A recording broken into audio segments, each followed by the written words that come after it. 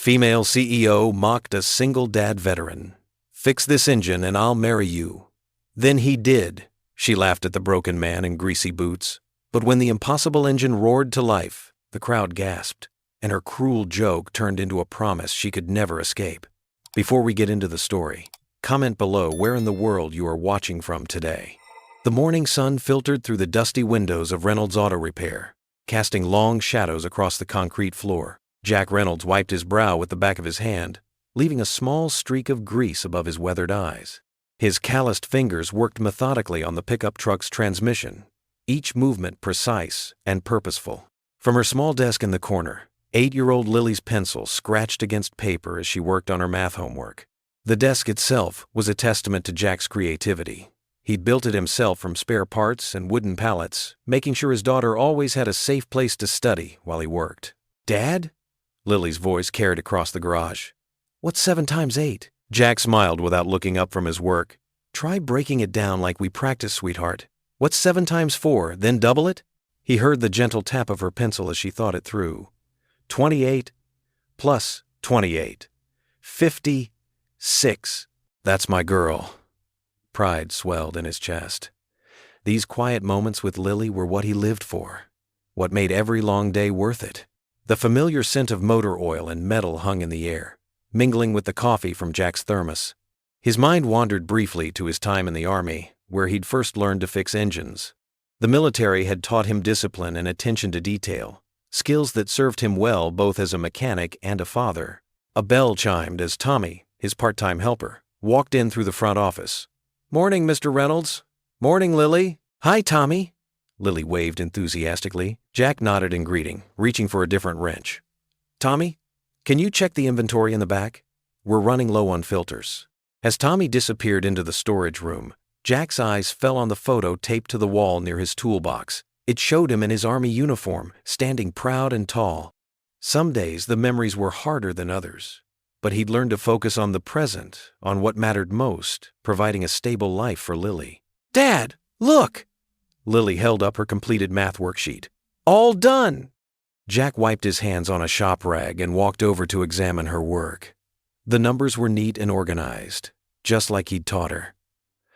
"Perfect job, kiddo. Your teacher will be proud."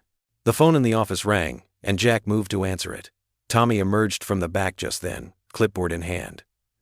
"I'll get it, Mr. Reynolds." A moment later, Tommy returned with wide eyes. "Sir, that was the Hart Company. They're confirming their entire fleet service for this evening. 15 vehicles." Jack's heart skipped a beat. The Hart Company was one of the biggest corporations in the region. This contract could mean real stability, maybe even enough to start a college fund for Lily.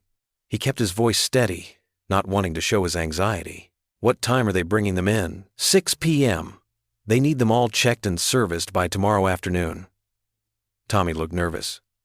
"That's a lot of work, Mr. Reynolds." Jack nodded, already mentally preparing for the long night ahead. "We'll manage." He glanced at Lily, who was now reading a book, her dark hair falling forward over her face, just like her mother's used to.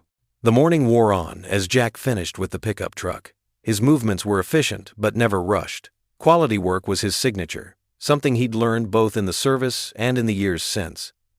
Between repairs, he helped Lily with her reading, listened to her stories about school, and shared their simple packed lunch of sandwiches and apple slices. By mid-afternoon, Mrs. Chen from the diner next door brought over a fresh pot of coffee. She often looked out for them, treating Lily like a granddaughter. "Big night ahead, Jack. I heard the Hart Company trucks are coming." "News travels fast," Jack said, accepting the coffee gratefully. "Small town." Mrs. Chen smiled, patting Lily's head. "You need me to watch this little one tonight?" Jack checked his watch. "If you wouldn't mind, it's going to be a long evening. You know it's never a problem." Mrs. Chen turned to Lily. "We'll make dumplings together, okay?" Lily's face lit up. "Can we make the purple ones again?" As the afternoon sun began to dip, Jack started preparing the shop for the evening ahead. He organized his tools, cleared space for the incoming vehicles, and made sure all the diagnostic equipment was ready. Years of military service had taught him that preparation was half the battle. Tommy helped him clean up while Lily packed her school books. The shop gradually took on an almost surgical precision, everything in its place, ready for action. Jack couldn't help but think of pre-mission preparations, though he quickly pushed those memories aside. At 5:30, Jack walked Lily next door to Mrs. Chen's. He knelt down to her level, straightening her jacket. "Be good for Mrs. Chen, okay? I'll come get you when I'm done." Lily threw her arms around his neck. "You'll do great, Daddy. You're the best fixer in the whole world." Jack hugged her tight, breathing in the familiar scent of her strawberry shampoo. These were the moments that kept him going, that reminded him why every struggle was worthwhile. "I love you, sweetheart. Love you too, Daddy." Back in his small office, Jack changed into a clean work shirt and splashed some water on his face.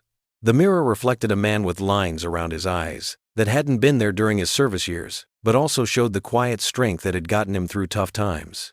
He thought about the upcoming evening, about the Hart Company, and what this contract could mean. It wasn't just about fixing cars. It was about proving himself, about showing that a single dad with a military background could succeed on his own terms.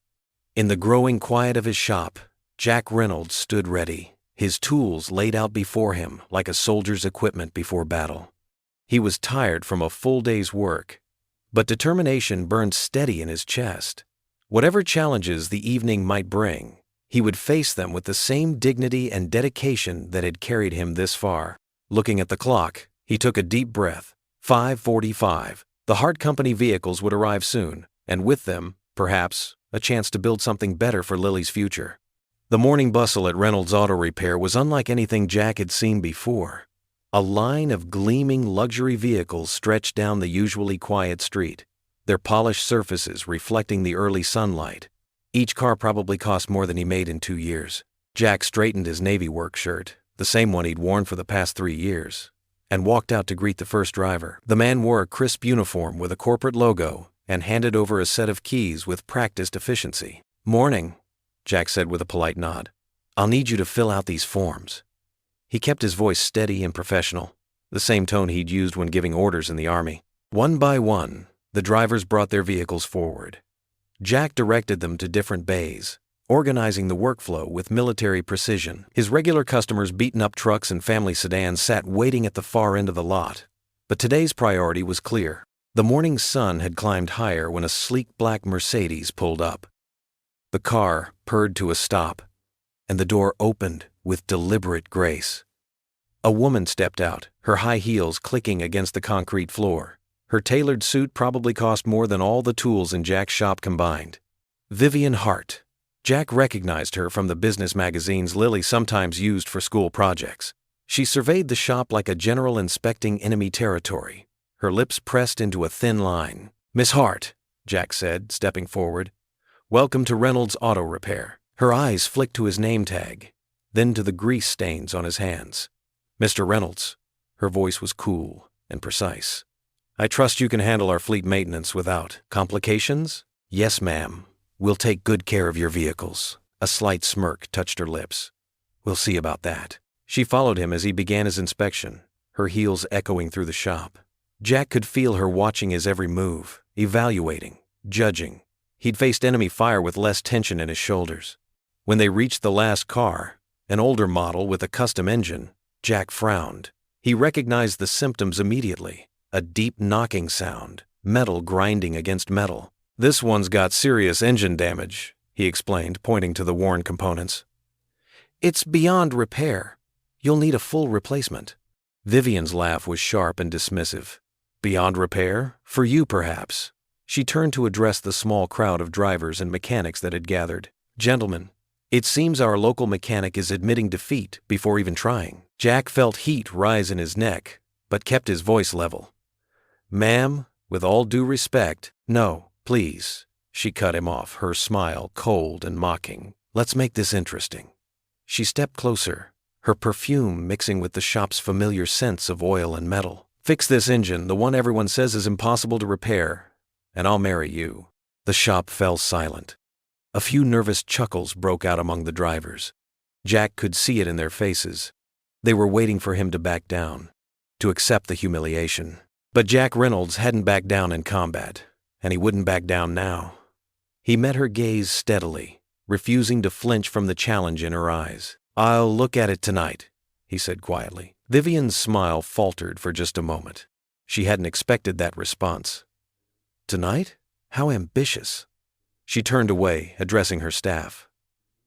Well, we'll see what our humble mechanic can achieve, won't we? The day passed in a blur of oil changes and routine maintenance. Jack worked steadily, methodically, while Vivian's challenge hung in the air like storm clouds. When evening came, he drove home to have dinner with Lily, helped her with homework, and tucked her into bed with a story. Only then did he return to the shop. The building was dark and quiet now. No audience to witness either his triumph or failure. Jack rolled up his sleeves and pulled his toolbox closer to the car with the impossible engine. The overhead light cast harsh shadows as he began his examination.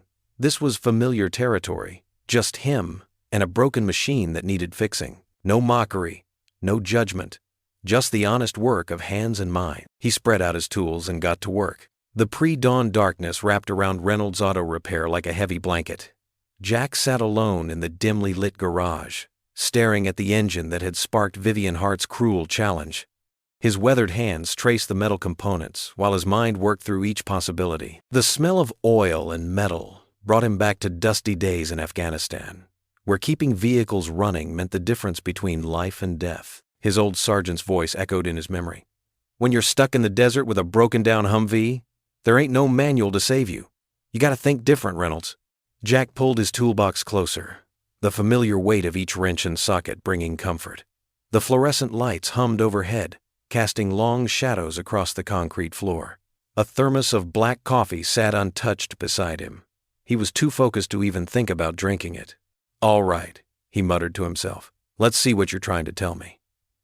His fingers moved methodically over the engine block, reading its story like Braille. Something wasn't adding up. The diagnostics all pointed to catastrophic failure, but Jack's instincts told him otherwise. Vivian Hart's smirking face flashed in his mind. The way she'd looked down her nose at him, as if his work-worn hands somehow made him less worthy. His jaw tightened, but not from anger, from determination. This wasn't about proving her wrong. This was about showing Lily that dignity came from within, not from other people's approval. A memory surfaced. A broken-down tank in Kandahar, everyone else ready to abandon it. But Jack had spotted something others missed, a workaround that saved both the vehicle and the mission. He'd learned then that conventional solutions weren't always the answer. The clock on the wall ticked past 3 a.m. as Jack disassembled the engine piece by piece. Each component told part of the story. But it wasn't until he reached the timing belt that everything clicked. His eyes widened with recognition. Well, I'll be damned, he whispered. The problem wasn't in the obvious places everyone else had checked. It was hiding in plain sight, masked by misleading symptoms. Just like in the army, the real issue was camouflaged. Jack's hands moved with renewed purpose now.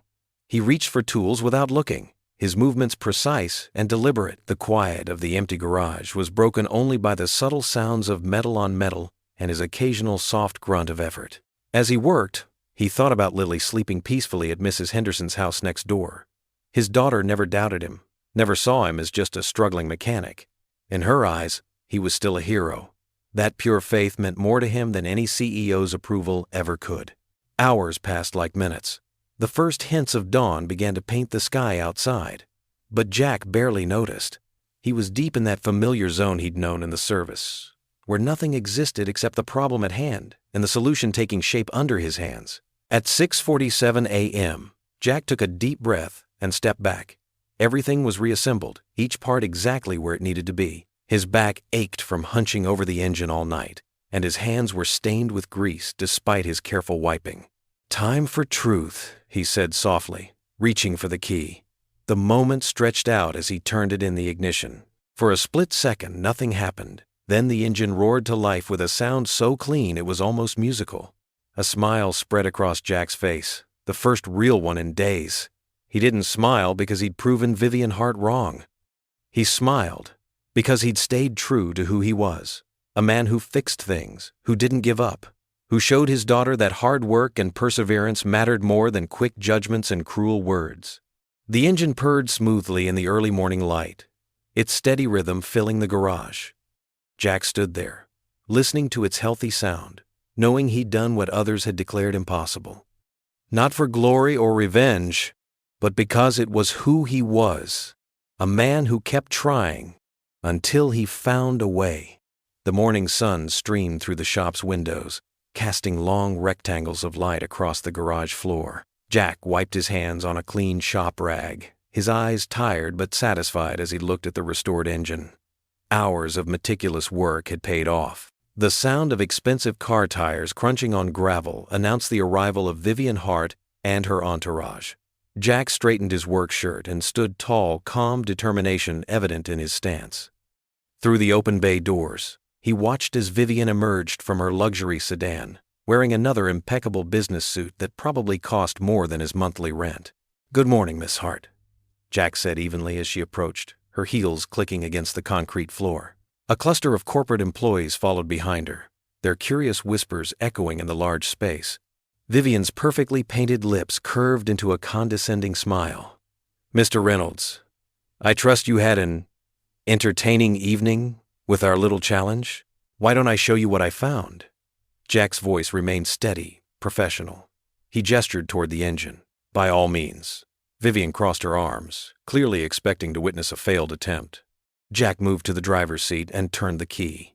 The engine roared to life with a smooth, powerful purr that filled the garage. Several of the employees gasped. Jack let it run for a moment, then stepped out and lifted the hood. "The main issue was here," he explained, pointing to a specific component. "But there were several smaller problems contributing to the failure. I replaced the worn parts and modified the intake system to prevent future issues." The crowd of employees pressed closer, their expressions shifting from skepticism to amazement. One of the company mechanics shook his head in disbelief. "That's impossible," the man muttered.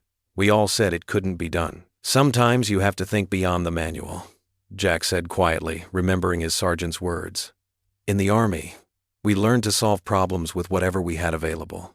A spontaneous burst of applause erupted from the employees. Jack noticed Vivian's confident smile faltering for the first time, her carefully maintained composure cracking just slightly. "Well," she said, forcing a laugh that didn't quite reach her eyes, "I suppose congratulations are in order, Mr. Reynolds. Though I hope you don't expect me to honor that ridiculous proposition from yesterday." "No, ma'am," Jack replied, his dignity intact. "I didn't do this for that reason. I did it because you said it couldn't be done, and I knew better." Their eyes met, and for a moment, Vivian seemed unsure how to respond. Jack saw something flash across her face. Respect, perhaps, or uncertainty. It vanished quickly behind her professional mask. The employees continued to examine the engine, talking excitedly among themselves. Jack noticed how they looked at him differently now, with admiration instead of pity or indifference. Vivian pulled him aside, lowering her voice. "Mr. Reynolds, our company fleet division has been having some persistent issues with maintenance and repairs. Perhaps we could arrange a short-term consulting position to benefit from your expertise?" Jack recognized the offer for what it was, her attempt to save face and maintain control of the situation. But he also thought of Lily, of her college fund that was still too empty, of the stable hours this might provide compared to the unpredictable workflow of his shop. "What would the terms be?" he asked carefully. 3 months to start. You'd advise our maintenance team, help establish better protocols." Vivian's tone was businesslike now, but less dismissive than before. "The compensation would be substantial." Jack nodded slowly. "I'd need to arrange coverage for my shop, and any schedule would have to work around my daughter's school hours." "We can be flexible," Vivian said, though the words seemed to cost her something. "Shall we discuss the details in my office tomorrow morning?" "Yes, ma'am, I'll be there." As Vivian gathered her employees to leave, Jack caught fragments of their excited conversations about the miracle mechanic.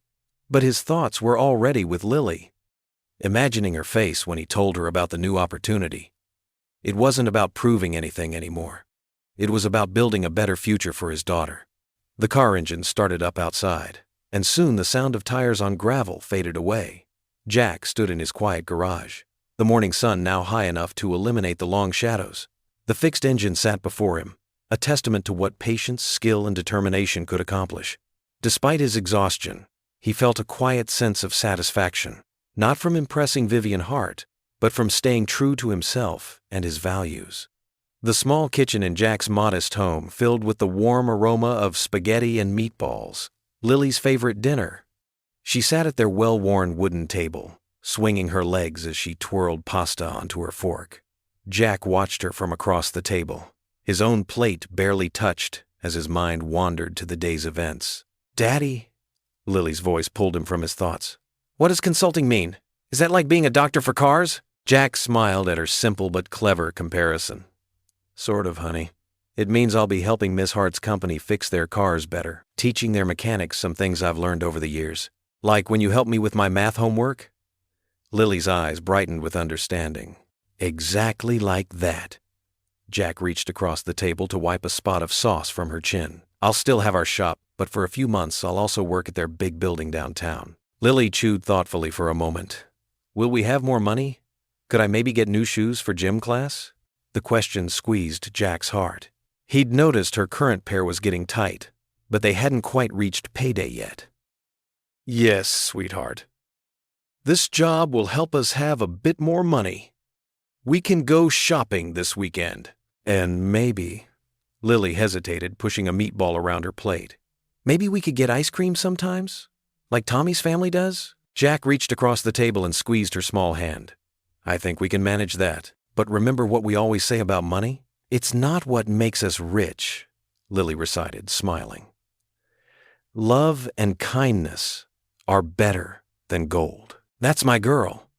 Jack felt a surge of pride. Despite their struggles, Lily had grown into such a compassionate child. "Now, finish your dinner, and then we can read a chapter of your book before bed." Across town, in her penthouse apartment, Vivian Hart stood at her floor-to-ceiling windows, watching the city lights twinkle below. The crystal wine glass in her hand caught the light, casting red shadows on her silk blouse. She took another sip of the expensive Cabernet, trying to wash away the unsettling feelings that had plagued her all day. Those eyes. Jack Reynolds' steady, determined gaze kept appearing in her mind. No hint of intimidation or submission, despite her best efforts to maintain her usual air of superiority. Just quiet confidence and something else. Dignity, perhaps? Ridiculous, she muttered to herself, turning away from the window. Her heels clicked against the marble floor as she paced her immaculate living room. The space was professionally decorated in cool grays and whites, every piece selected for its elegance and cost. Perfect, like everything else in her life. Until today. Until a small-town mechanic had done the impossible and cracked her carefully maintained facade. Vivian set her wine glass down harder than necessary on the glass coffee table. "It's just business," she told herself firmly. "A temporary solution to maintain the company's image." But her mind betrayed her, replaying the moment the engine had roared to life. The genuine joy on his employees' faces. The way he'd explained the repair without a hint of arrogance or showmanship, so different from the executives she dealt with daily. Always posturing, always performing. "Stop it," she commanded herself, running a hand through her perfectly styled hair. "He's just a mechanic, a consultant, temporary." Yet as she moved to refill her glass, she caught her reflection in the window. For the first time in years, she looked uncertain. Back in his small living room, Jack sat on the worn but comfortable couch, a notepad balanced on his knee. The television played quietly in the background, showing some cartoon Lily loved. His daughter lay curled up beside him, her breathing growing steadier as sleep began to claim her. Jack looked down at his notes, trying to organize his thoughts for tomorrow. He'd written down everything he could remember about the company's fleet vehicles, making diagrams and lists of potential improvements. His military training had taught him the importance of being prepared, of having a plan. "Daddy?" Lily's sleepy voice interrupted his writing. "Is Miss Hart pretty?" The question caught him off guard. "Why do you ask that, sweetheart?" "Because when you talked about her at dinner, you made your serious face." Lily yawned, snuggling closer. "The one you make when something's important." Jack set his notepad aside and brushed her hair back from her forehead. "Miss Hart is my boss now, honey. That's why I was serious. It's important to do a good job." "Mm-hmm," Lily mumbled, her eyes drifting closed. "But she is pretty. I saw her today. She looks like a queen." Jack watched as his daughter's breathing evened out completely, her face peaceful in sleep. He thought about Vivian Hart, with her perfectly tailored suits and commanding presence. Yes, she was beautiful, but it was a cold beauty, like a marble statue in a museum, meant to be admired from a distance. Picking up his notepad again, Jack returned to his preparations. Tomorrow would be challenging enough without dwelling on his new boss's appearance. He had a job to do, a daughter to provide for, and his dignity to maintain. The clock on the wall ticked steadily as Jack continued writing, his daughter's warm presence beside him a reminder of everything that truly mattered. Through the window, he could see the distant glow of downtown, where tomorrow he would step into Vivian Hart's world.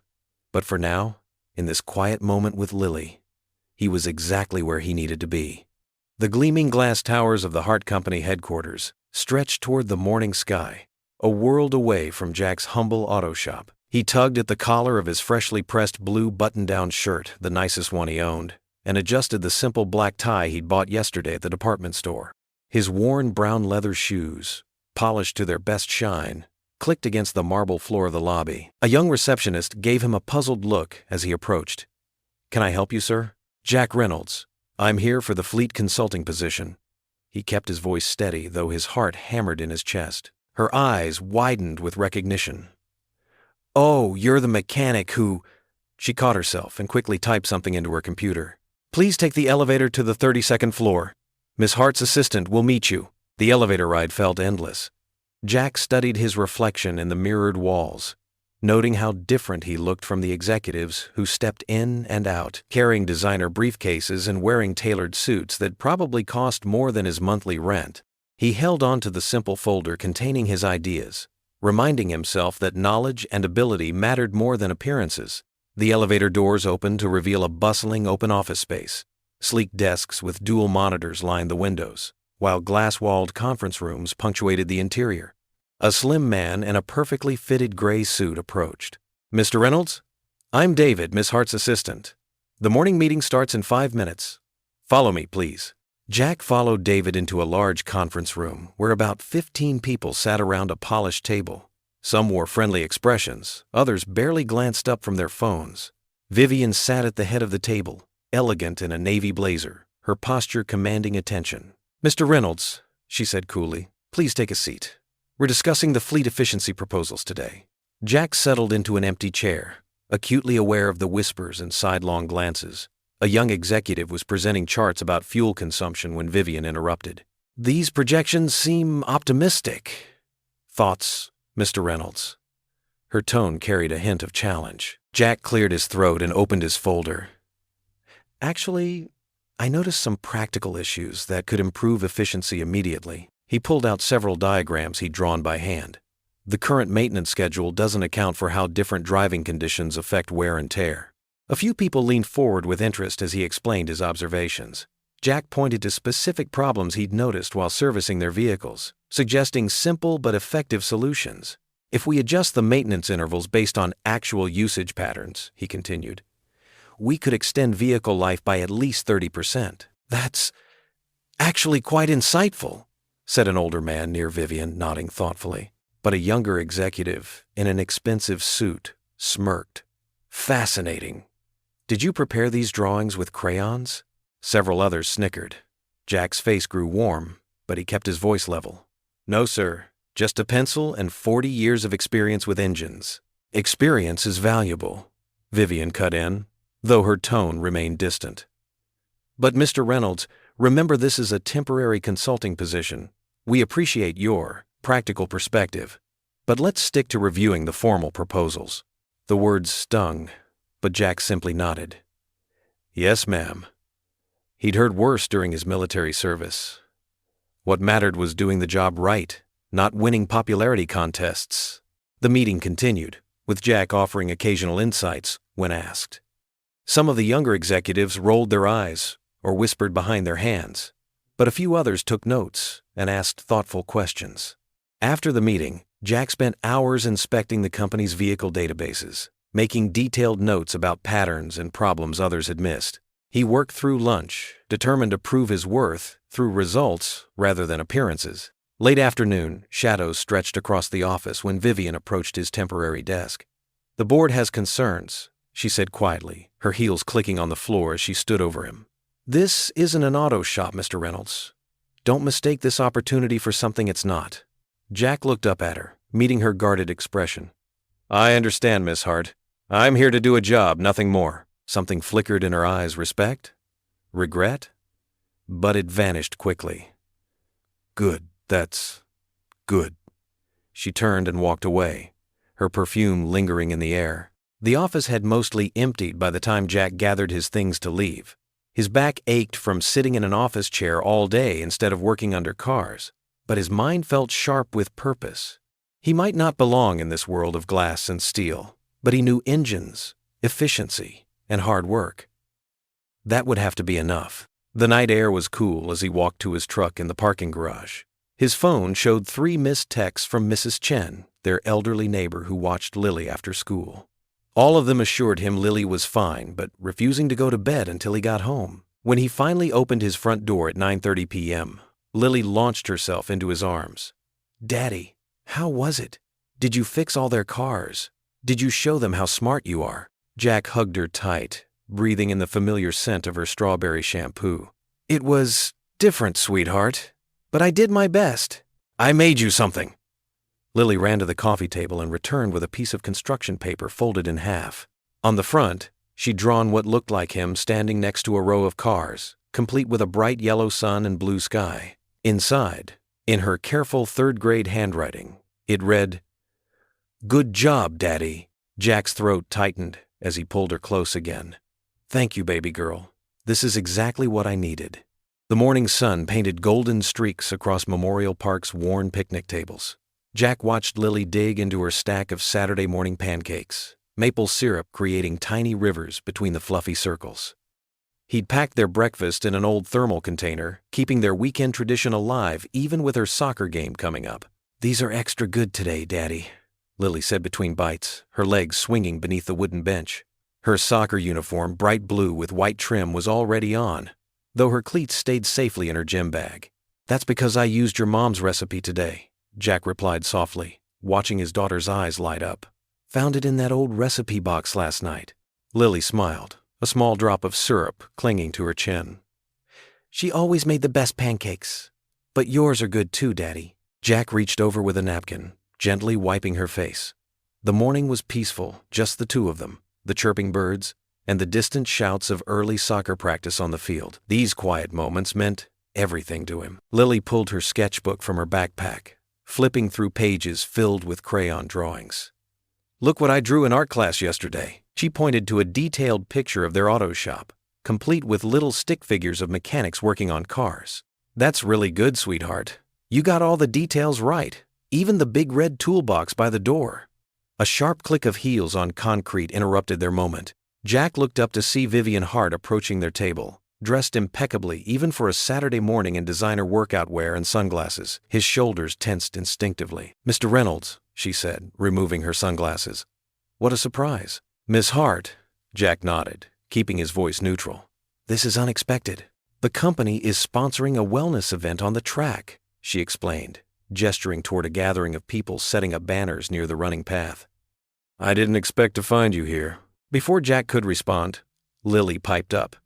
"I have a soccer game. Do you want to see my drawings?" She held up her sketchbook with unguarded enthusiasm. Something in Vivian's composed expression shifted as she looked at the little girl. I suppose I have a moment." To Jack's surprise, Vivian sat down on the bench beside Lily, careful to keep her expensive athletic wear from touching the syrup-spotted table. Lily immediately began flipping through her drawings, explaining each one with 8-year-old excitement. "This is Daddy's shop, see? And that's where he fixed your engine." Lily pointed to a crayon rendering of the garage bay. "Daddy said it was really hard, but he didn't give up because that's what heroes do." Jack watched as Vivian's usual mask of corporate confidence wavered. She studied the childish artwork with unexpected attention, asking Lily questions about the different tools she'd drawn and the cars waiting to be fixed. "You're very observant," Vivian said, her voice softer than Jack had ever heard it. "You've captured all the details." "Daddy says paying attention to details is important," Lily declared proudly. "That's how he figures out what's wrong with the cars." Jack noticed how Vivian's eyes flickered to him, then back to Lily. The morning sun caught the edges of her perfectly styled hair, but there was something different about her now sitting on a park bench, looking at a child's drawings, away from the corporate world where she wielded such power. "Your daddy is right about that," Vivian admitted, and Jack detected a note of genuine respect in her voice. A whistle blew in the distance, signaling the teams to gather for warm-ups. Lily quickly packed up her sketchbook. "That's Coach Maria! I have to go, Daddy!" Jack stood, gathering their breakfast containers. "Better get those cleats on, kiddo." Lily surprised everyone by giving Vivian a quick hug before jumping up. "You should watch our game. I'm number 7. Vivian stiffened for a moment, clearly unused to such spontaneous affection. "I have meetings to oversee," she said, but her usual sharp tone was absent. They watched as Lily ran toward the soccer field, her ponytail bouncing with each step. Jack shouldered her backpack, feeling Vivian's presence beside him. "She's quite talented," Vivian said quietly. "The drawings. She sees things others miss," Jack replied. "Beauty in simple things, like her mother did." The mention of Lily's mother hung in the air between them. Vivian's expression softened further, and for a moment, Jack glimpsed something beneath her carefully maintained facade, perhaps understanding, or even compassion. "I should check on the event setup," she said finally, but she didn't move immediately. "And I have a soccer game to watch." Jack smiled, no trace of their usual workplace tension in his voice. Vivian nodded, replacing her sunglasses. She walked away with her characteristic grace, but Jack noticed her pause near the field, watching as Lily joined her teammates in their warm-up drills. Later that morning, Vivian sat in her parked Mercedes, still at the park long after her company's event had wrapped up. She caught herself smiling, remembering Lily's detailed drawings and uninhibited hug. Her hand moved to the spot where the little girl's arms had wrapped around her waist, such a simple gesture, yet it had cracked something in her carefully constructed walls. She watched through her tinted windows as Jack lifted Lily onto his shoulders after the game, both of them laughing despite their team's loss. The sight stirred something unexpected in her chest, a warmth she thought she'd locked away years ago, after her divorce left her, believing that real love was just a fairy tale. Vivian's perfectly manicured fingers gripped her steering wheel, but she couldn't quite summon her usual cynicism. The morning's unplanned encounter had shown her a side of Jack Reynolds she hadn't allowed herself to see before, not just the stubborn mechanic who'd proved her wrong, but a father whose quiet strength came from something far more meaningful than corporate power plays. The Monday morning conference room buzzed with whispered conversations and the clink of coffee cups. Jack Reynolds stood near the window, his presentation materials neatly arranged before him. Though his weathered hands bore the familiar traces of motor oil that wouldn't quite wash away, his posture carried the unmistakable discipline of his military years. Vivian Hart swept into the room in a tailored navy suit, her heels clicking sharply against the polished floor. "Let's make this quick," she announced, taking her seat at the head of the table. "Mr. Reynolds, you have the floor." Jack nodded and moved to the front of the room. "Thank you, Miss Hart." He picked up a marker and began drawing a simple diagram on the whiteboard. "Our current maintenance schedule is costing us both time and money. I've developed a system that could cut our downtime by 40%. A few executives exchanged skeptical glances. One of them, a man with silver-streaked hair, didn't bother hiding his smirk. But Jack continued, his voice steady and sure. "Right now, we're reactive. We wait for problems to develop. My proposal is a predictive maintenance system based on my experience with military vehicles." He outlined his plan with precise, practical details. "This is all very basic," Vivian interrupted, her manicured fingers drumming against the table. "Surely our current systems are more sophisticated than what you're suggesting." "Sometimes the simplest solution is the best one," Jack replied, meeting her gaze. "May I demonstrate?" He pulled out a small mechanical model he'd built over the weekend, while Lily had been coloring beside him. Using it, he showed exactly how his system would work. The room grew quiet as he explained, and even the skeptical executives began leaning forward. Sarah Chen, the head of operations, spoke up. "This could save us millions annually." Her eyes sparkled with interest. "The efficiency ratings alone." "It's untested," Vivian cut in, but her voice carried a note of uncertainty. "Actually," said Tom from engineering, "it's similar to what Toyota implemented last year. Their results were impressive." More voices joined in, supporting Jack's proposal. He stood quietly, letting his work speak for itself. Vivian's expression shifted between frustration and grudging interest. "We'll take it under advisement," she finally said, gathering her papers. Meeting adjourned, but as people filed out, the buzz was unmistakable. Groups formed in the hallway, discussing Jack's ideas. Sarah Chen caught up with him by the elevator. "That was brilliant," she said warmly. "Simple but revolutionary for us. Some of us have been pushing for changes like this for years." Word spread quickly through the building. By lunch, Jack had received dozens of emails from department heads wanting to discuss his system further. He ate his simple sandwich at his desk, responding to each message with careful consideration. Not everyone was pleased, though. In a corner office, 3 executives huddled together, their voices low. "He's making us look bad," muttered Gerald Hayes, the silver-haired man. "A mechanic showing up our entire logistics department?" But down in her office, Vivian found herself reviewing Jack's proposal again. She'd noticed things during the meeting she hadn't wanted to admit. His patience when challenged, his clear explanations, the way he'd stayed humble even when gaining support. It wasn't just the plan that was impressive, it was his character. The afternoon brought a stream of impromptu meetings. Jack moved from department to department, answering questions and explaining details. He never talked down to anyone, whether they were senior executives or maintenance staff. His steady presence and clear expertise slowly won over even the skeptics. In the IT department, a young programmer named Miguel showed him how they could digitize his system. "This could be revolutionary," Miguel said, his fingers flying over the keyboard. "We could create an app for the maintenance teams." By late afternoon, Vivian received multiple emails praising Jack's contributions. She sat at her desk, absently twirling a pen between her fingers. The man was proving to be more than just a skilled mechanic. There was a quiet wisdom in his approach that she hadn't expected. The office slowly emptied as evening approached. Jack gathered his things, his shoulders tired but his spirit lifted by the day's progress. As he walked through the parking garage, he heard quick footsteps behind him. "Mr. Reynolds," Vivian called out. He turned to face her. "Your presentation today was thorough." Coming from her, it was almost a compliment. Jack simply nodded. "Thank you, Miss Hart." "Don't let it go to your head," she added quickly, but without her usual sharp edge. "Never do," he replied with a small smile, then headed home through the gathering dusk. The streetlights were just flickering on as he rounded the corner to his modest house. A small figure burst through the front door, pigtails flying. "Daddy!" Lily launched herself into his arms. He caught her with practiced ease, breathing in the familiar scent of her strawberry shampoo. "Hey, sweetheart," he said, setting her down but keeping hold of her hand. "Ready for our evening walk?" Lily nodded eagerly, already pulling him toward their usual route. As they strolled under the golden glow of the streetlights, she chattered about her day, the story they'd read in class, the picture she'd drawn at recess, the math problem she'd solved all by herself. Jack listened, his heart full.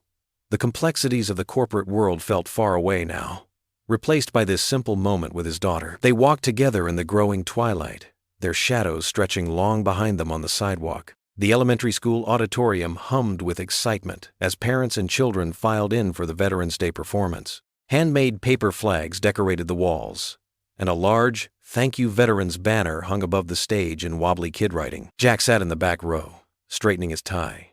He hadn't worn his dress uniform in years, but Lily had begged him to wear it tonight. The familiar weight of the medals on his chest brought back memories.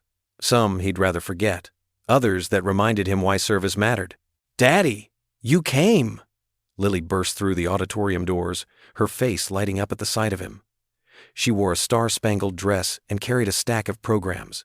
Behind her, to Jack's surprise, stood Vivian Hart. Miss Hart said she'd come too. Lily bounced on her toes. "I invited her yesterday when she was leaving the office.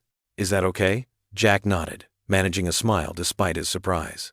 "Of course, sweetheart." Vivian looked different outside the office. Her usual sharp business attire was replaced by a simple blue dress, and her expression seemed softer somehow. Lily was very persuasive, she said, the hint of a genuine smile playing at her lips. "She said I absolutely couldn't miss her big performance. Front row seats." Lily grabbed both their hands, pulling them forward. Jack noticed how Vivian tensed at the contact but didn't pull away from his daughter's enthusiasm. The lights dimmed, and Mrs. Peterson, the music teacher, stepped onto the stage. "Welcome everyone to our annual Veterans Day celebration. Tonight, our students will honor those who've served our country." The show began with the kindergartners singing "America the Beautiful." Jack watched Lily fidget in line with her classmates, waiting for their turn. When the third grade class took the stage, she stood tall and proud. "My daddy is a hero." Lily's clear voice rang out as she stepped forward for her solo part. He served in the army and fixed broken trucks so soldiers could come home safe. Her eyes found Jack's in the audience. He says being brave doesn't mean you're not scared. It means you do what's right anyway. Jack felt his throat tighten. Beside him, he heard Vivian's sharp intake of breath. The children performed a medley of patriotic songs. Then Mrs. Peterson returned to the microphone. "We have several veterans in our audience tonight. Would you please stand when I call your name?" Jack listened as other names were called. Mr. Thompson, who'd served in the Navy, Mrs. Rodriguez from the Air Force. Then, Staff Sergeant Jack Reynolds, United States Army. He stood, and Lily beamed from the stage. The spotlight found him, and he heard scattered applause turn into something stronger. These weren't the polished executives from Vivian's world, but honest working folks who understood what service meant. "Sergeant Reynolds has agreed to say a few words," Mrs. Peterson announced. Jack hadn't planned on speaking, but Lily's encouraging nod drew him forward. He walked to the stage, his polished shoes clicking against the floor. The familiar discipline of military bearing straightened his spine as he faced the audience. "Thank you," he began simply. "When I served, I learned that true strength isn't about power or status. It's about having faith when things seem impossible. About fixing what's broken, whether that's an engine or a promise." His voice grew stronger. "Every day, I try to teach my daughter that dignity isn't found in fancy titles or big offices. It's found in doing honest work, in keeping your word, and in serving others." He glanced at Lily, who watched him with shining eyes. "My daughter calls me her hero, but the real heroes are in this room. They're teachers, showing kids to be kind, parents working 2 jobs to give their children better lives, and yes, veterans who served because they believed in something bigger than themselves." The applause that followed wasn't thunderous, but it was heartfelt. As Jack returned to his seat, he saw Vivian quickly wipe her eyes with the back of her hand. After the show, parents and children mingled over punch and cookies. Lily ran off to join her friends, leaving Jack and Vivian standing awkwardly near the refreshment table. "I've never heard you speak like that before," Vivian said finally, her voice unusually quiet. "Haven't had much reason to at the office," Jack replied. "No, I suppose not." She watched as Lily showed her friends the medals on Jack's uniform. "She really adores you." "She's all I have," Jack said simply. Vivian's perfectly manicured fingers twisted the program in her hands. "The men I know. They talk about quarterly profits and hostile takeovers. Their children have nannies and trust funds." She paused, seeming to struggle with her words. "I've never seen this." Jack understood what she couldn't quite say. In his world, success wasn't measured in dollar signs, but in the way Lily's face lit up when he helped with her homework, in the satisfaction of fixing something everyone else had given up on. Parents began gathering their children, heading home for the night. Lily ran back to give Jack a fierce hug before joining her teacher to help clean up. Vivian stood apart, watching them with an expression Jack couldn't quite read. "Thank you for coming," he said. It meant a lot to Lily. Vivian nodded, still looking somewhat shaken. "I should go," she said, but didn't move. She stared at the children's artwork on the walls, the simple decorations, the proud parents hugging their kids.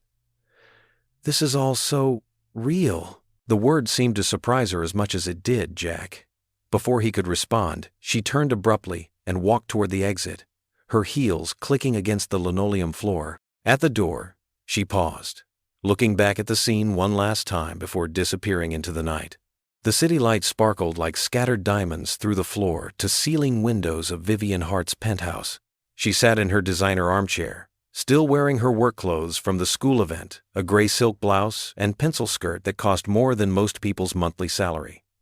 An untouched glass of red wine sat on the marble side table, gathering condensation. Her perfectly manicured fingers traced the edge of a program from the Veterans Day play.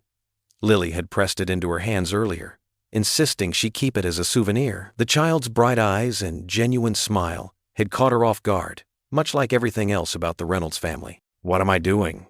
Vivian muttered to herself, standing up to pace the immaculate hardwood floors. Her heels clicked against the surface, echoing in the empty space.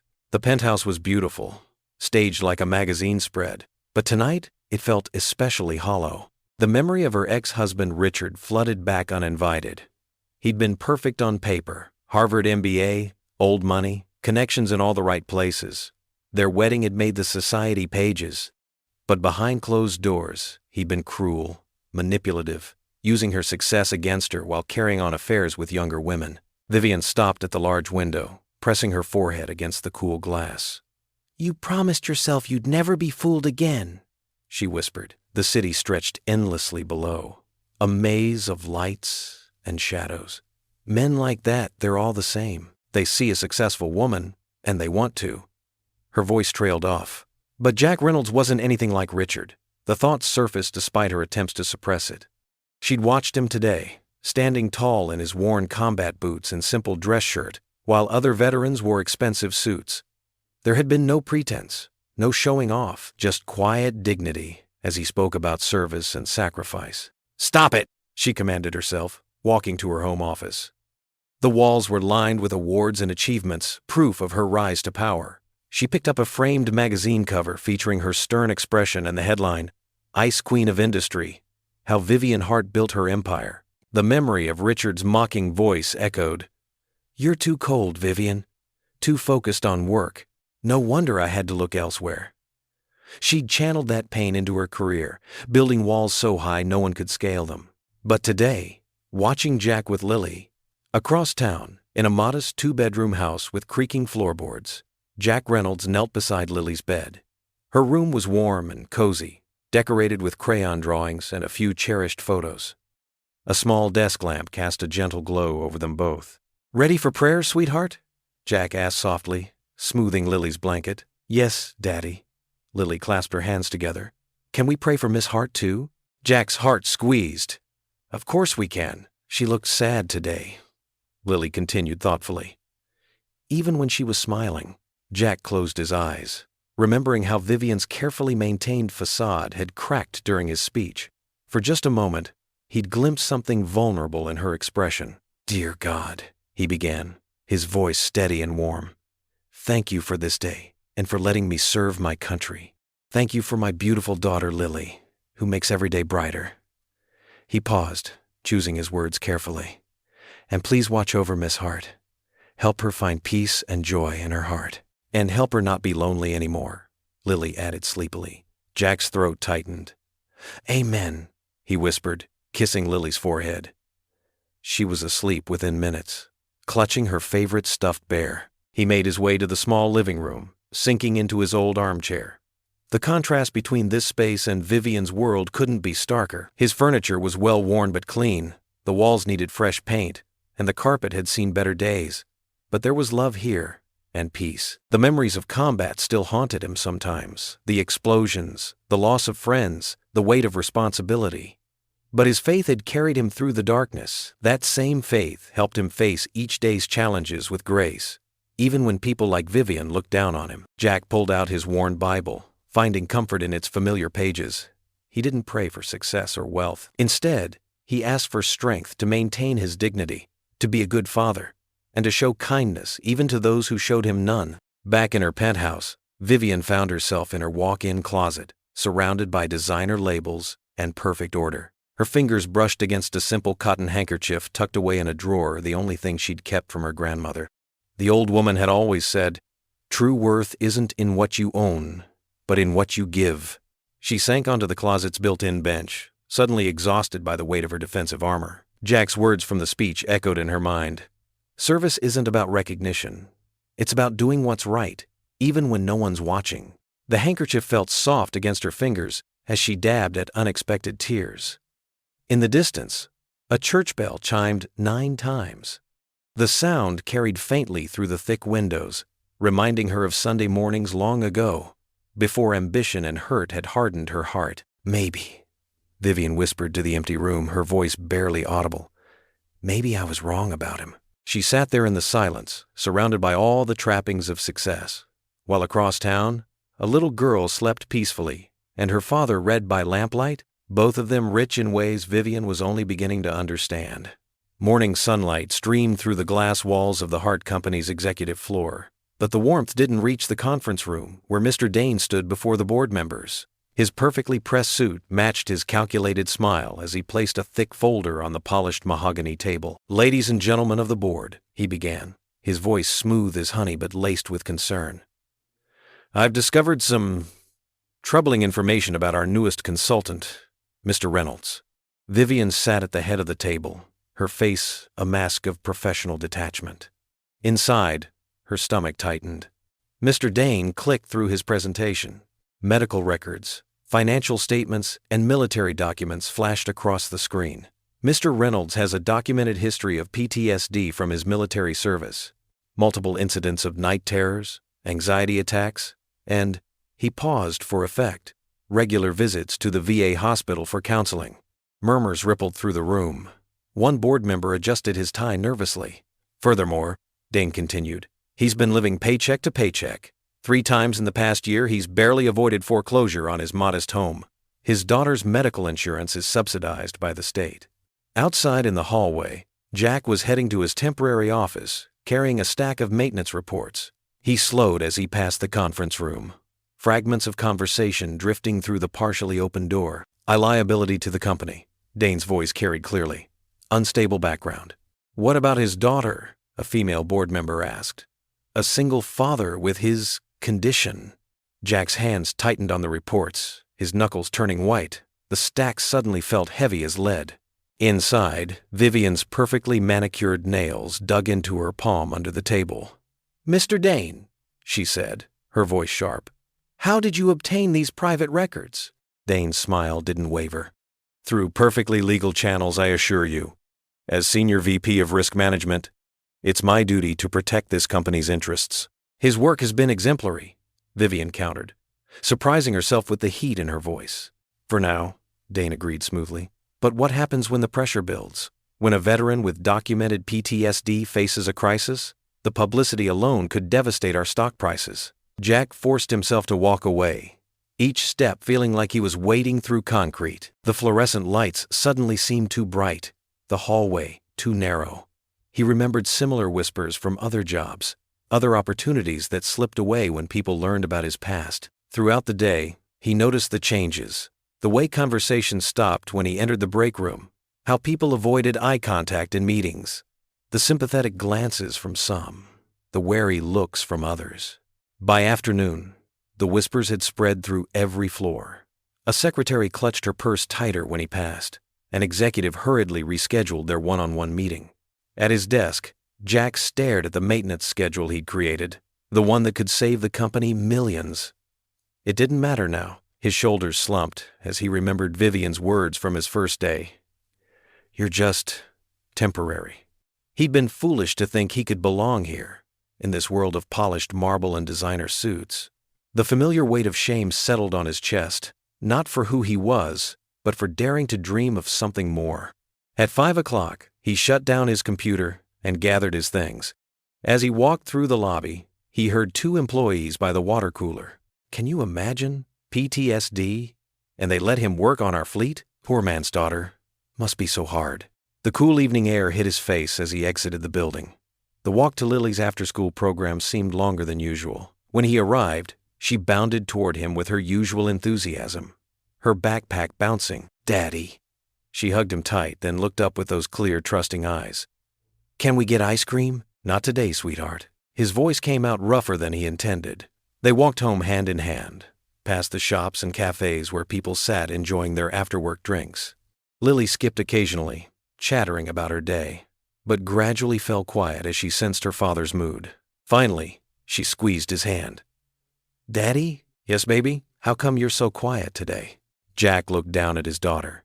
This precious soul who never saw him as broken or damaged, who didn't know that her daddy sometimes woke up in cold sweats fighting battles long past. She saw him only as her hero, her protector, the one who could fix anything. "Just thinking," he managed, giving her hand a gentle squeeze back. They continued walking as the evening shadows lengthened around them, each step taking them further from the gleaming corporate tower where Jack's dreams lay scattered like broken glass on a polished floor. The morning sun cast long shadows across the polished mahogany conference table where Vivian Hart sat, surrounded by her board members. Their faces were stern, documents spread before them like weapons ready for battle. "Miss Hart," Mr. Dane began, his voice carrying a false note of concern, "we need to discuss the situation with Mr. Reynolds. He slid a folder across the table. His presence here is becoming problematic. Vivian's fingers tightened around her coffee cup. Jack Reynolds has improved our fleet efficiency by 30%. This isn't about numbers, Barbara Chen, another board member, cut in. It's about image. A mechanic with PTSD? Financial troubles? The media would have a field day. Not to mention, Thomas Wilson added, leaning forward, the rumors about your personal involvement. Vivian's spine stiffened. There is no personal involvement. Nevertheless, Mr. Dane continued, the perception exists. Our shareholders are nervous. Your leadership is being questioned. Outside the conference room, Jack approached with his latest maintenance report. He slowed his steps, hearing raised voices through the partially open door. This company represents excellence, Vivian, Barbara pressed. We can't have someone like him. Someone like him? Vivian's voice held a dangerous edge. Be reasonable, Mr. Dane smoothly interrupted. You've built this company on exceptional standards. Don't let misplaced sympathy compromise everything you've worked for. Jack stood frozen, his heart pounding. He shouldn't listen, but his feet wouldn't move. Inside, Vivian rose from her chair, pacing the length of the window. The city sprawled below, a maze of buildings and streets that suddenly felt suffocating. She thought of Jack's quiet dignity, of Lily's bright smile. Then she thought of her father's words before he died. Never let them see weakness, Princess. The business world devours the soft-hearted. The board watched her, waiting. In their eyes, she saw judgment, calculation, and the implicit threat of lost confidence in her leadership. Miss Hart, Mr. Dane said softly, it's time to make a choice. The conference room door swung open. Several employees entered for the scheduled department meeting, including Jack. Their chatter died as they sensed the tension in the room. Vivian turned, her face a mask of corporate coolness. Her eyes met Jack's, and something inside her cracked. But her voice, when it came, was steel. Mr. Reynolds, she said, loud enough for everyone to hear, let's be clear about your position here. You are a temporary mechanic, nothing more. Don't mistake this arrangement for anything beyond that. The words hung in the air like shards of glass. Jack stood very still, his report clutched in his hands. The silence stretched, heavy with betrayal. Yes, ma'am, he finally said, his voice quiet but steady. I never did. He placed the report on a side table and walked out, his back straight, his steps measured, just like leaving the battlefield. No running, no looking back, no showing pain. Vivian watched him go, victory tasting like ashes in her mouth. The board members exchanged satisfied glances. Mr. Dane nodded approvingly. Well handled, he murmured. But Vivian barely heard him. She was remembering Lily's drawing, still tucked in her desk drawer. 3 stick figures holding hands labeled Daddy, me, and Miss Vivian. The rest of the day passed in a blur. Jack worked silently in the garage level, checking engines with mechanical precision. No one approached him. No one needed to. Evening came, painting the sky in shades of purple and orange. Jack drove home in his old truck, each mile taking him further from the gleaming corporate towers and closer to his small, honest world. Lily was waiting on the porch steps, homework spread around her like fallen leaves. She looked up as he parked, her face brightening. Daddy, did you see Miss Vivian today? Can she come to my next soccer game? I made her a new drawing and... Jack knelt before his daughter, gathering her small hands in his. They were warm, trusting, innocent of the world's cruel judgments. Baby, he said softly, we need to talk. Lily's smile faded as she studied his face. Daddy, what's wrong? Jack sat beside her on the steps, pulling her close. The evening air was cool, carrying the scent of approaching autumn. Sometimes, he began, choosing his words carefully, people live in different worlds. And sometimes, no matter how hard we try, those worlds don't mix. Like oil and water in science class? Something like that. He managed a small smile. Miss Vivian, she lives in a different world than us. A world of fancy offices and important meetings. But you work there now, Lily protested. And she smiled at my drawing. Jack closed his eyes briefly, feeling the weight of his daughter's hope. I was just helping out for a while. But we don't belong in her world, sweetheart. We belong here, in our home, with people who, he swallowed hard, with people who see us for who we really are. Lily was quiet for a long moment. Then her lower lip trembled. "But I thought maybe." "I know, baby. I know." The first tear slid down Lily's cheek. Jack gathered her into his arms, holding her tight as she cried. Her tears soaked into his work shirt, and he rocked her gently, just as he had when she was tiny. "We'll be okay," he whispered. "We've got each other. That's all we need." But as the stars began to appear in the darkening sky, Jack's own eyes burned with unshed tears. Not for himself, but for the hope he'd allowed himself to feel, and for the daughter who had dared to dream of a family made whole again. The morning sun filtered through the dusty windows of Jack's auto shop, casting long shadows across the concrete floor. Tools clinked against metal as he worked mechanically on an old Chevy, his movements precise but lacking their usual energy. His phone sat silent on the workbench, its screen dark. He'd stopped checking it days ago after seeing Vivian's number flash across it too many times. "Daddy?" Lily's voice echoed from her usual corner, where a small desk held her schoolwork. "Yes, sweetheart?" Jack wiped his hands on a rag, trying to inject warmth into his voice. "You don't smile anymore." Her blue eyes studied him with that unnerving wisdom that sometimes made her seem older than her 8 years. Jack's chest tightened. "Just tired, that's all." He forced a small smile, but it didn't reach his eyes. Lily set down her pencil and pulled something from her backpack, pink paper and her favorite rainbow pen. She began writing intently, her tongue poking out slightly in concentration. "Homework?" Jack asked, turning back to the engine. "Sort of," she replied mysteriously. "It's important." Throughout the morning, customers came and went.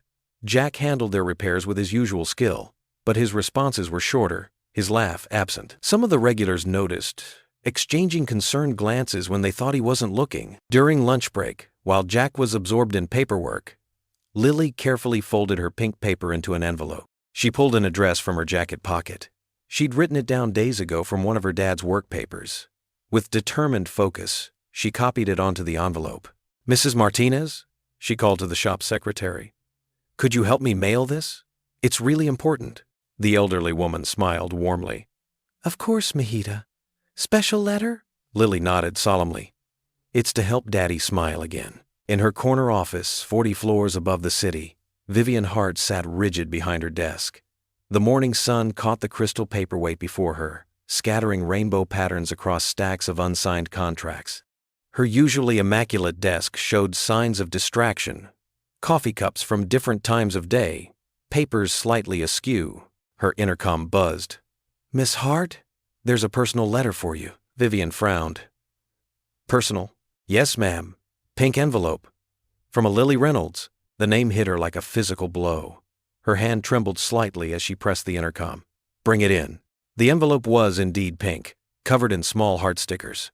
The address was written in careful children's handwriting, complete with a backwards. Vivian opened it slowly, something tight and uncomfortable building in her chest. The letter inside was written in rainbow-colored ink. "Dear Miss Hart, I know you're a queen.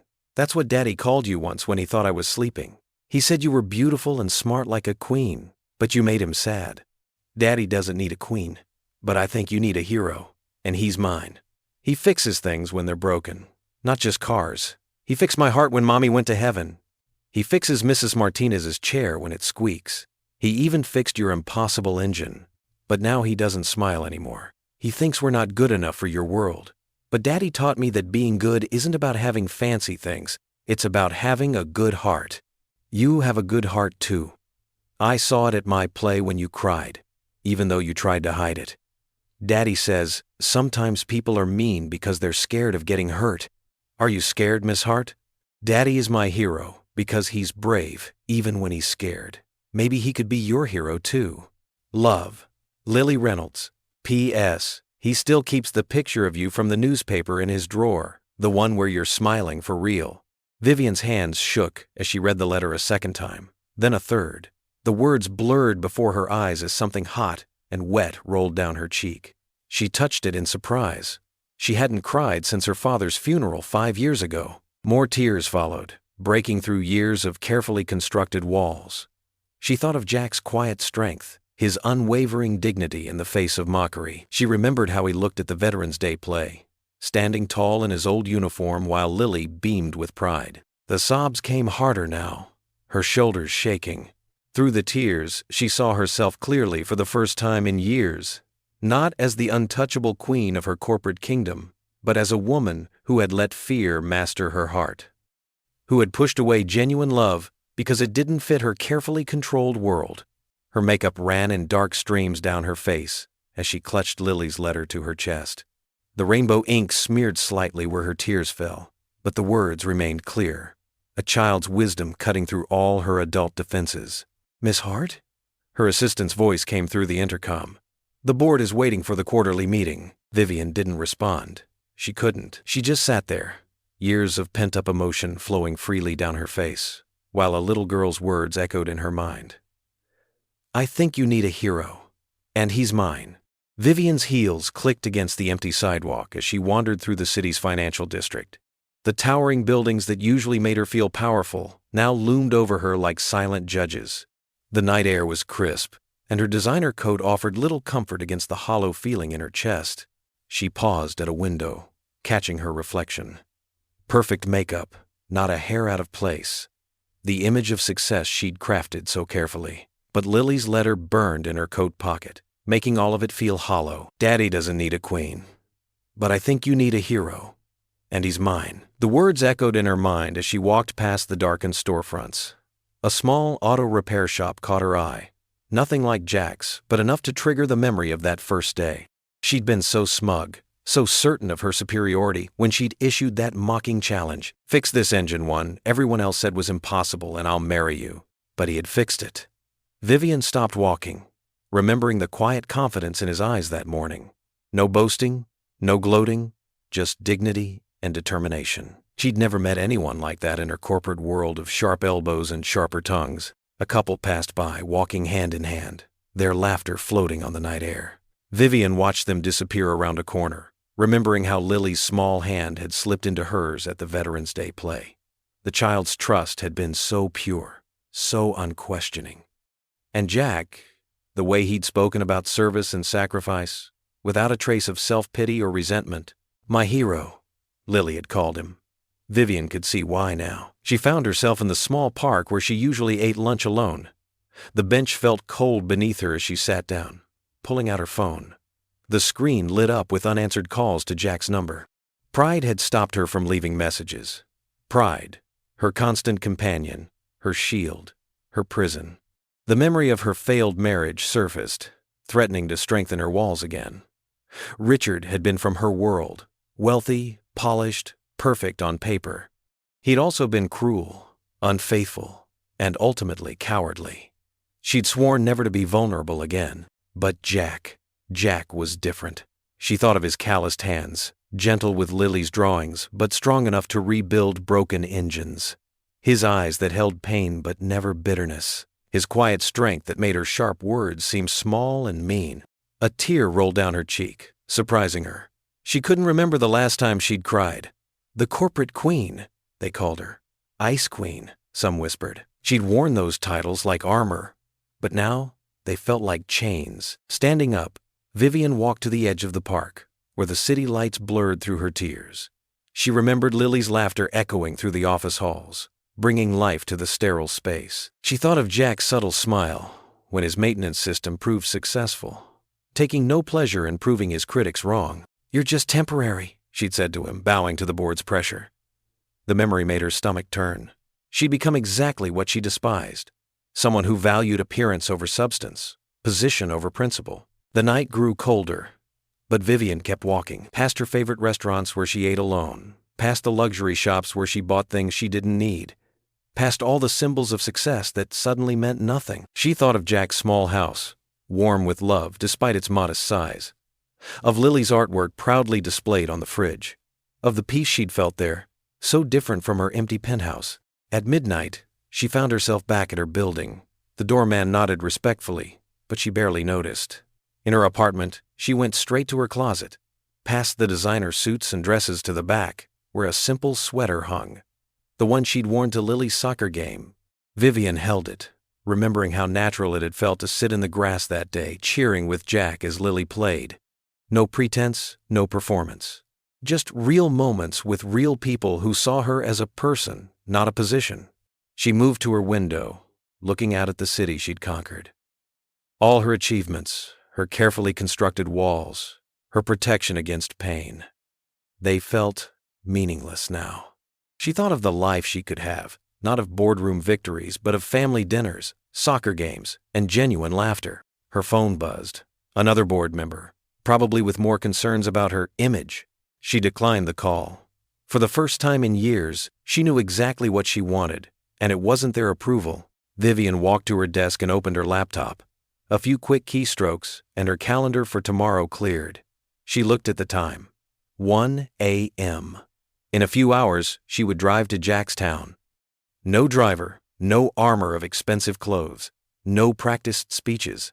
Just truth, just her heart, just hope. She had spent years building walls to keep pain out, never realizing she'd also locked joy away. But a little girl with a rainbow pen and a father with quiet strength had shown her a better way. As she prepared for bed, Vivian touched Lily's letter one more time. Tomorrow would bring what it would bring, but she knew one thing for certain. She was done hiding behind pride and fear. It was time to be brave in a way that had nothing to do with business deals or corporate takeovers. It was time to fight for something real. The late afternoon sun cast long shadows across Jack's auto shop as he worked under the hood of Mrs. Peterson's old Buick. Sweat dampened his gray t-shirt, and grease stained his capable hands. The familiar sense of motor oil and metal surrounded him, bringing a small measure of comfort after days of turmoil. A few neighbors stood chatting near their porches, enjoying the mild spring weather. Mr. Wilson watered his front lawn, while his wife deadheaded flowers in their garden. It was a typical, peaceful evening in their modest neighborhood, until the sleek black Mercedes turned onto their street. The luxury car's engine purred as it pulled up to the curb.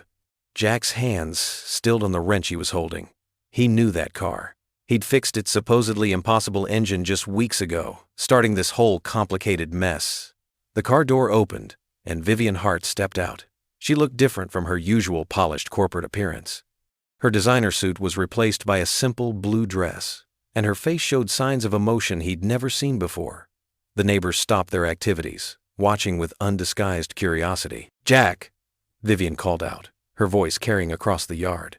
She walked toward him with purpose, but without her usual sharp confidence. "I need to talk to you." Jack straightened slowly, wiping his hands on a shop rag. "Miss Hart," he said formally, "I thought we'd said everything that needed saying." "No." She shook her head, stepping closer. "I did all the talking before, and I was wrong. So wrong." The screen door of Jack's house creaked open, and Lily appeared on the porch, her eyes wide as she spotted Vivian. She hung back, watching intently. "I've been proud and foolish," Vivian continued, her voice wavering slightly. "I built walls around myself years ago, convinced that success meant never letting anyone close. Then you came along, this quiet, dignified man who fixed an impossible engine just because I mockingly challenged him to." Jack's jaw tightened. "I didn't do it because of your challenge. I did it because it was the right thing to do. I know that now," Vivian said softly. "That's exactly what I've learned about you. You do what's right, not what's easy or what looks good to others." She took another step forward. "You showed me what real strength looks like. Not in grand gestures or power plays, but in the way you love your daughter, the way you hold your head high despite others' judgment, the way you keep your faith when life is hard." The neighbors had grown completely still, hanging on every word. Mrs. Wilson had abandoned her flowers entirely. "Jack," Vivian's voice cracked slightly, "you fixed more than an engine. You fixed my heart. You showed me what I'd forgotten. That true worth isn't measured in bank accounts or boardroom victories. It's measured in integrity, in kindness, in the courage to remain gentle in a harsh world." Jack's expression softened slightly, but wariness remained in his eyes. He'd been hurt too deeply to trust easily. "Pretty words," he said quietly, "but words are easy." "Daddy?" Lily's voice rang out as she suddenly darted from the porch, running toward them. She stopped between them, looking up at Vivian with hope shining in her eyes. "Do you really mean it? Are you sorry for being mean to Daddy?" Vivian knelt down to Lily's level, not caring that her expensive dress touched the oil-stained concrete. "Yes, sweetheart, I mean every word. I was scared of letting people see the real me, so I hurt your daddy to keep him away. That was wrong of me." Lily studied her face carefully, with that pure, unflinching honesty that only children possess. "Daddy says everyone deserves a second chance if they're really sorry." "Your daddy is very wise." Vivian smiled softly, then stood to face Jack again. "I know I don't deserve a second chance. I know my behavior at the office was inexcusable, but I'm here, humbling myself in front of you and your neighbors, asking for one anyway." Jack set down his wrench and took a step closer, searching her eyes intently. Gone was the cold corporate mask she usually wore. Instead, he saw vulnerability, sincerity, and something that looked remarkably like hope.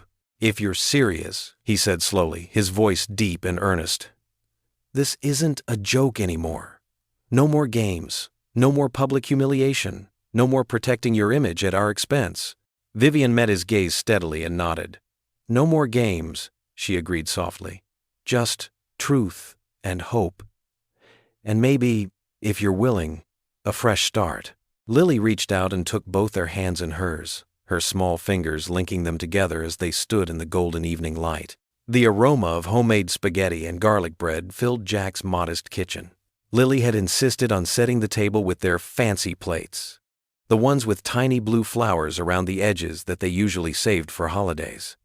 She'd even folded paper napkins into triangles, something she'd learned at school. Vivian sat at their small kitchen table, looking both elegant and somehow vulnerable in her designer dress. Her usual commanding presence had softened, and she glanced around the warm, lived-in space with genuine interest. Family photos lined the walls, along with Lily's artwork and a few of Jack's military commendations. "I hope you like spaghetti," Jack said, placing the steaming pot on the table.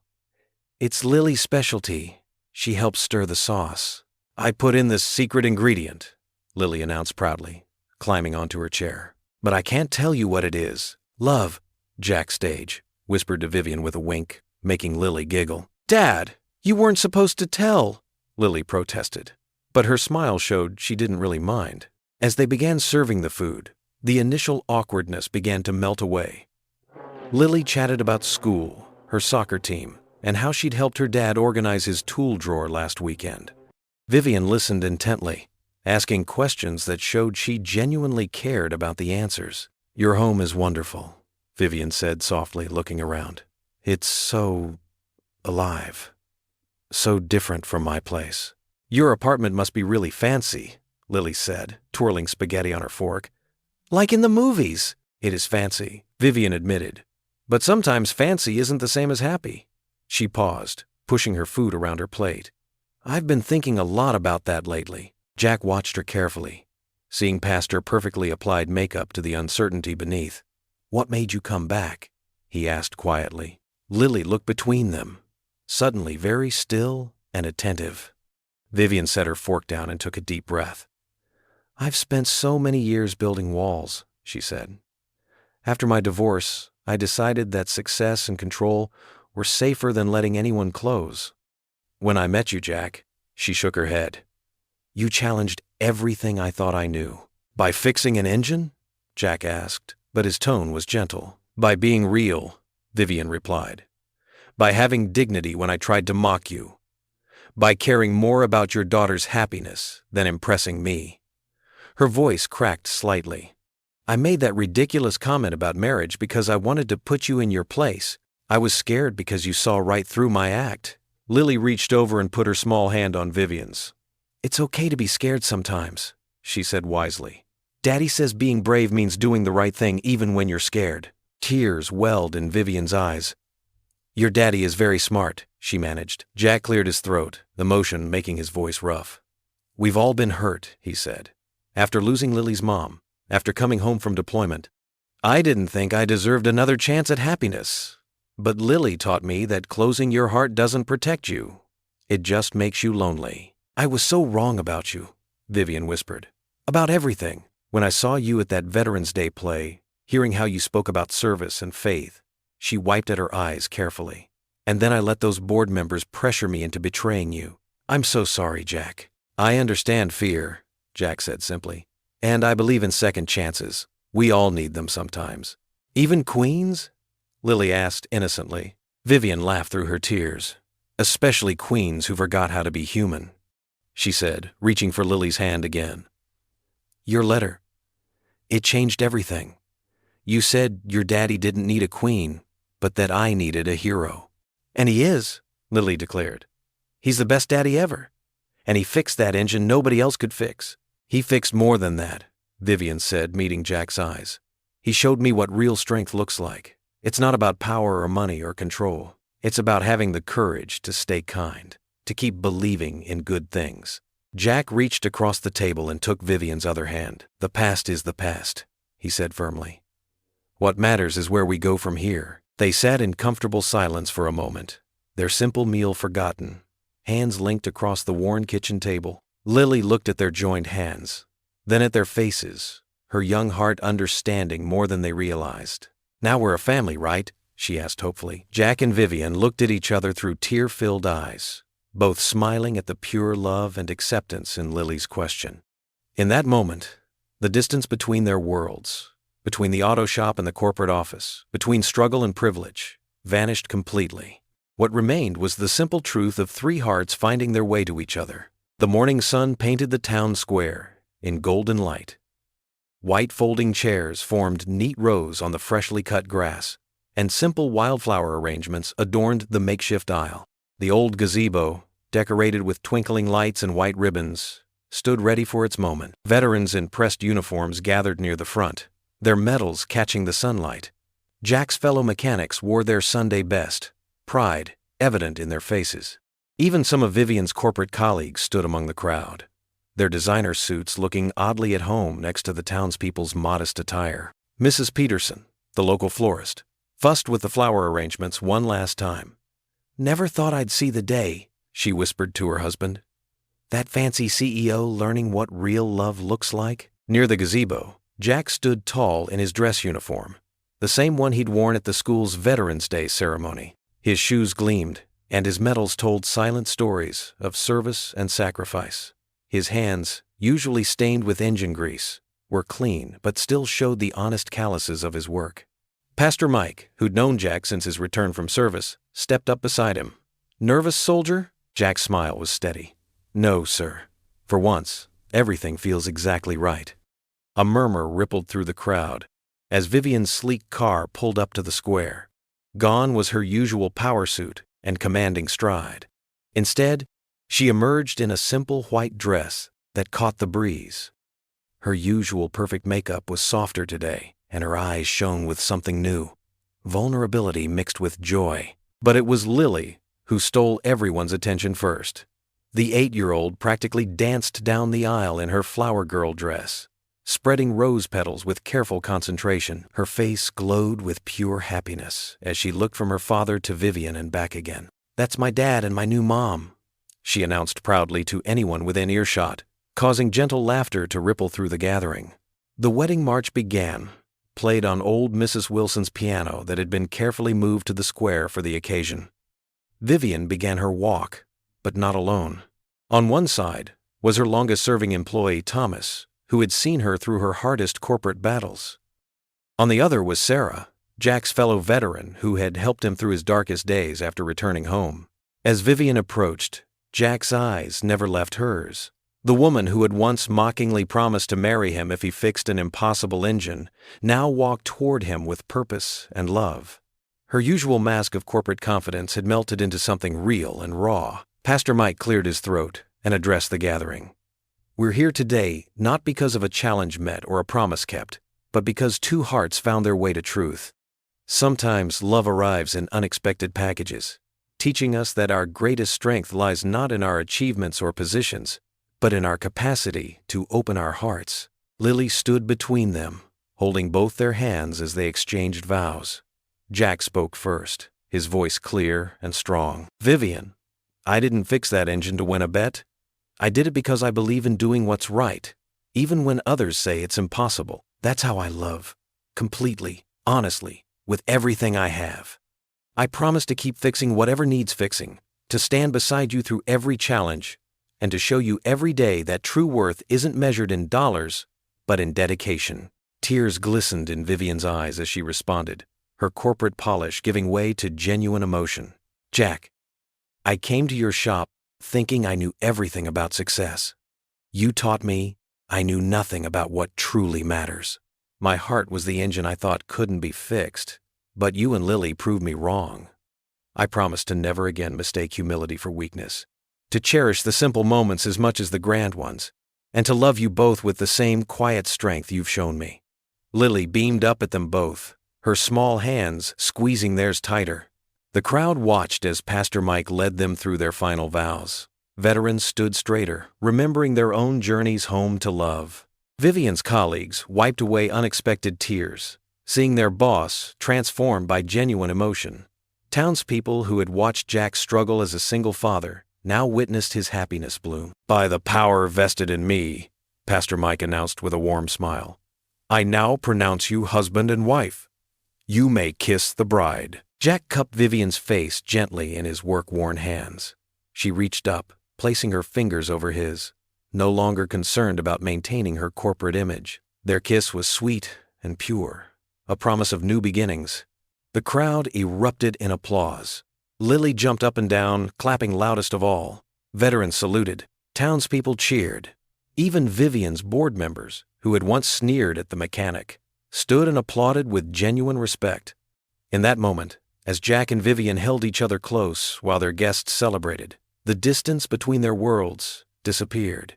There was no CEO and mechanic, no wealthy and working class, no divide between past and present. There was only love, proven possible against all odds, witnessed by a community that had watched it grow from a mocking challenge into something real and beautiful. The applause continued, echoing across the town square, celebrating not just a wedding but a reminder that true love knows no boundaries, that dignity outweighs pride, and that sometimes the most impossible engines, even hearts, just need someone who believes they're worth fixing. Morning light streamed through the kitchen windows of Jack's modest home, now warmed by Vivian's presence. The smell of coffee and pancakes filled the air as the newly formed family gathered around the worn wooden table for their first breakfast together. Lily sat cross-legged in her chair, still wearing her favorite unicorn pajamas, her hair slightly messy from sleep. She carefully arranged her pancakes into a smiley face with banana slices for eyes and a strawberry mouth.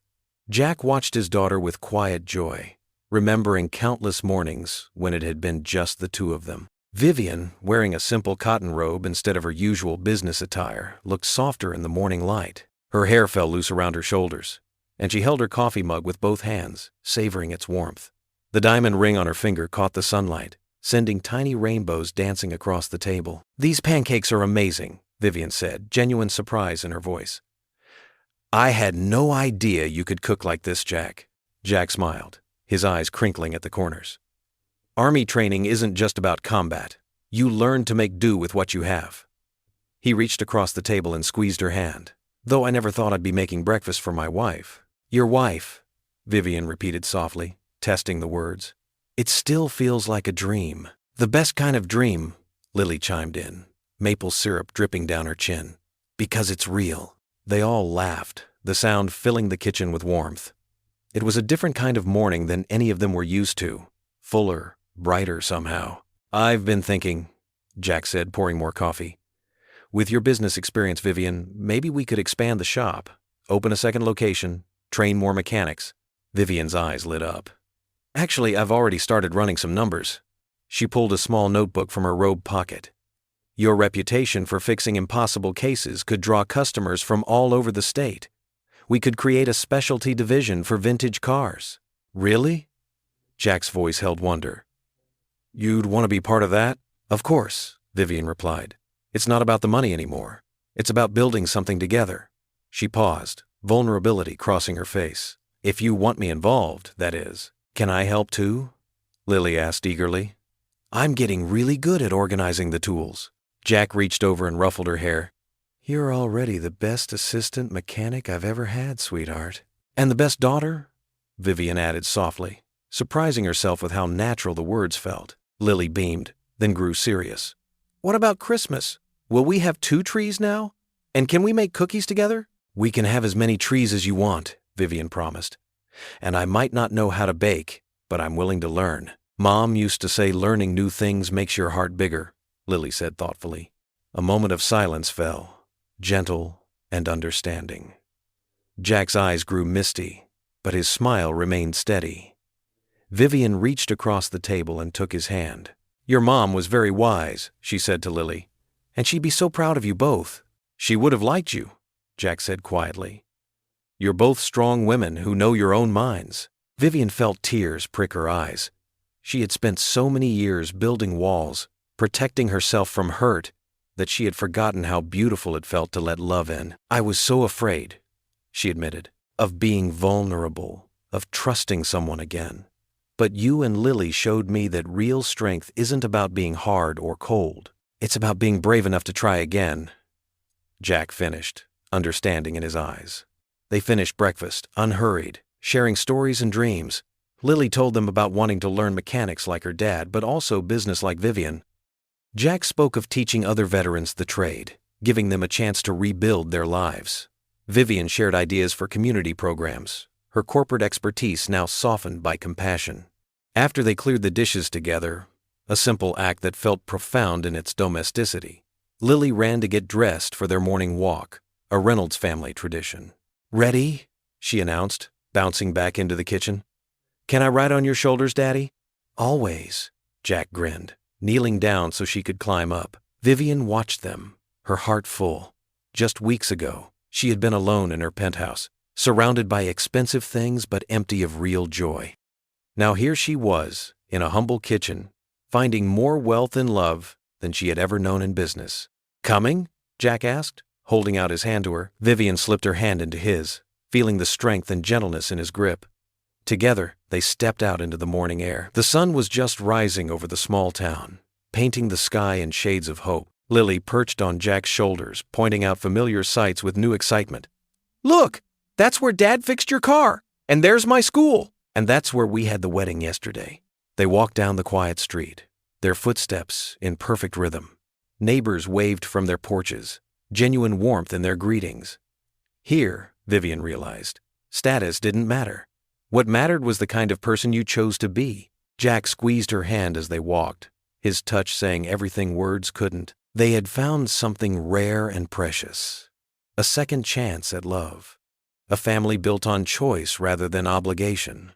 A future bright with possibility. The morning sun rose higher, casting long shadows behind them as they walked forward together.